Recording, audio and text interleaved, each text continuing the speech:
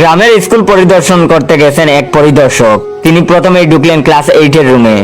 স্কুলের পড়াশোনার মান কেমন তা যাচাই করার জন্য সামনের বেঞ্চের এক ছাত্রীকে কিছু প্রশ্ন করলেন। পরিদর্শক বললেন, বাংলাদেশের রাজধানীর নাম কি? তখন ছাত্রীটি বলল, সিলেট। তখন পরিদর্শক বললেন, রাজধানীর নাম জানো না? তুমি ক্লাস 8 এ উঠেছো কিভাবে? আমি তোমার নাম কেটে দেব। তখন ছাত্রী বলল, আমার তো স্কুলের খাতায় নামই নাই, আপনি কাটবেন কেমনে? তখন পরিদর্শক বলল, নাম নেই মানে? তখন ছাত্রীটি বলল, আমি স্কুলের মাঠে গরু নিয়ে আইছিলাম, স্যারে কইল তোরে 10 টাকা দিমু, তুই ক্লাসে আইসা বইসা থাক।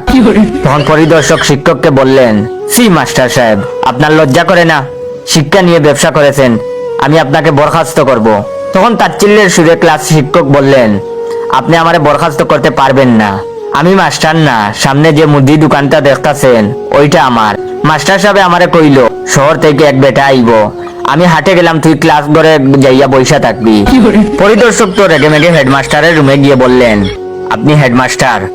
তখন হেডমাস্টার বললেন, হ্যাঁ, কোনো সমস্যা? কি করছেন আপনারা? এইসব নকল ছাত্র শিক্ষক দিয়ে স্কুল চালান?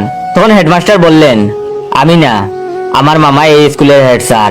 উনি জমি কেনা বেচার দালালি করে কাস্টমার নিয়ে অন্য গ্রামে গেছেন, আমারে কইছেন পরিদর্শক আইলে 10,000 টাকার এই বান্ডিলটা দিয়া দিস। তখন পরিদর্শক বলল, এই যাত্রায় আপনারা বেঁচে গেলেন। আসলে আমিও পরিদর্শক না, আমার চাচা পরিদর্শক।